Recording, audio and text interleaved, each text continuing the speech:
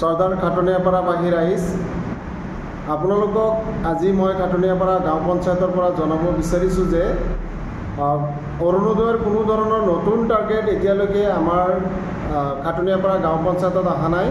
গতিকে আপোনালোকৰ তাত কোনোবা হয়তো অৰুণোদয়ৰ নতুন ফৰ্ম দিম বুলি কৈ আপোনালোকক এনেই বিপদে পৰিচালিত কৰিব পাৰে। সেয়ে আপোনালোকে পঞ্চায়তৰ বাহিৰত কাকো কোনো ধৰণৰ অৰুণোদয়ৰ ফৰ্ম জমা নিদিব, ৰেচন কাৰ্ডৰ ফৰ্ম জমা নিদিব। ৰেচন কাৰ্ডৰ ফৰ্ম পঞ্চায়তলৈ আহি আমাৰ পঞ্চায়ত জমা দিব আৰু ৰেচন কাৰ্ড, অৰুণোদয়, ঘৰ ইত্যাদিৰ নামত কোনো ধৰণৰ পইচা নিদিব।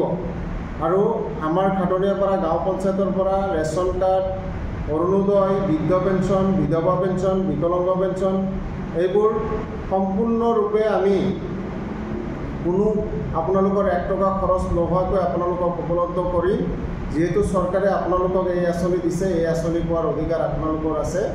গতিকে আপোনালোকে যাতে কাৰো কথাত পতিয়ন যায়, কাকো টকা পইচা নিদিয়ে, তাৰ বাবে মই খাটনিয়াপাৰা গাঁও পঞ্চায়তৰ সভাপতি হিচাপে অনুৰোধ জনাইছোঁ আৰু সকলো আমাৰ সচেতন খাটনিয়াপাৰাবাসী ৰাইজক সজাগ হ'বলৈ অনুৰোধ জনাইছোঁ।